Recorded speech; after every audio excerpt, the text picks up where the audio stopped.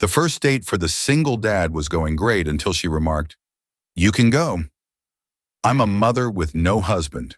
When she said it, Jason almost smiled, but he stopped himself. The words weren't very dramatic. They weren't mad.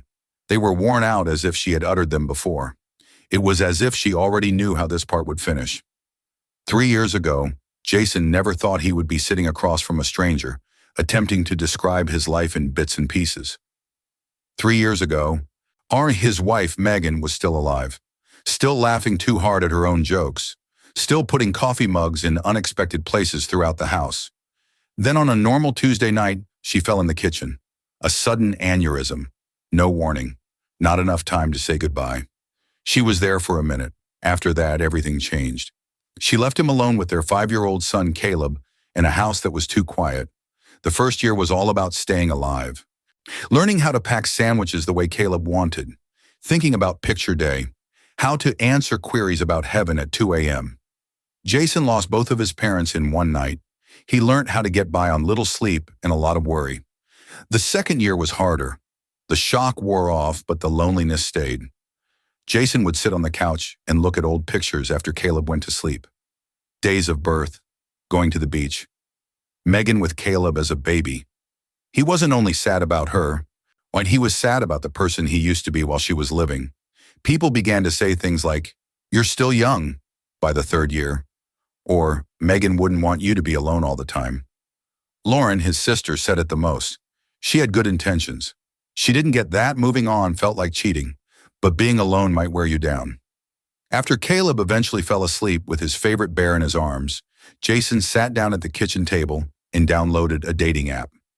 More than once, his hand hovered over the erase button. He almost made himself believe it was a mistake. Then he and Isabella hit it off. Her profile wasn't very interesting. No theatrical stances or images with filters. She just smiled and said she enjoyed teaching, strong coffee and honest chats. She taught kids in elementary school. That got his attention. They sent each other messages for 2 weeks.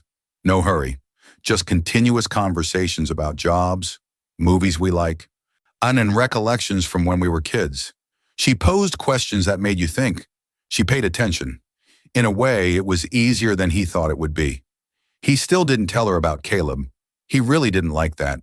It always felt like the right time. The conversation changed very quickly. It seemed dishonest after a while. He waited, though. They were now in a little Italian restaurant by the river. Soft lighting, calm music. And couples would pick this kind of venue for their anniversaries. It was strange for Jason to feel so nervous. Not because Isabella wasn't nice, but hope felt dangerous. In person, she looked great. A simple black dress, hair pushed back loosely. She didn't try to impress, yet she did. "So you work in finance?" she inquired, putting her chin on her hand. "Yes, most of the time. It's business accounts. It's not exciting, but it stays the same." He smiled a little. "Mom won and things are going well." He almost added, "Especially when you have a child who needs you." He stopped himself. They chatted about their careers, how crazy classes are, and how politics work in the office. He couldn't help but laugh. Laughing for real, not the nice type. The genuine thing that surprised him. When they reached for the breadbasket, their hands touched. Neither of them drew away immediately. Isabella looked around and commented, "This place is nice. How did you find it?" Jason thought for a moment.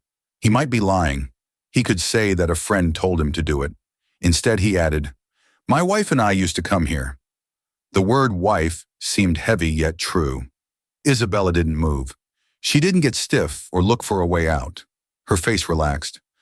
"I'm sorry," she whispered. "When did she die?" 3 years ago, aneurysm. It happened all of a sudden. He took a breath.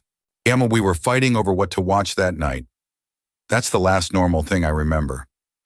"I'm so sorry," she repeated. She looked him in the eye and something changed. She murmured, "My husband died 4 years ago. Construction accident. He went to work like he did every other morning." There it was, not simply pity, mutual understanding. They were quiet for a bit, but it wasn't weird. It was real, she said. No, people think time will fix it. It doesn't. It only shows you how to carry it without coming apart in public." Jason nodded slowly. That's it. Their lunch came, but neither of them hurried to eat. There had been a change in the conversation. It was deeper now, not as cautious. "Can I tell you something?" Isabella asked after a pause. "Of course." She took a breath. "I have a daughter, Sophia. She's 6. Jason's heartbeat sped up, not because he wanted to leave, but because he knew what would happen next. She said calmly, "If that's too much, you can go. I won't be mad. Most men are okay with the widow part. The bit about being a single parent is different. It's not easy. It means I don't have all the time in the world. It means my daughter is the most important thing to me. Always." Her voice didn't shake, but it had a past. For a second, Jason looked at her. Then he laughed a little, as if he couldn't believe it. "I have a son," he said. "Caleb. He's 5. She blinked. "Are you serious?" "Very." He leaned back a little. "And I've been trying to figure out how to tell you all night." Her shoulders slumped in relief. Real peace. She said, "I've been on more first dates than I want to admit. I can see it in their eyes as soon as I say Sophia.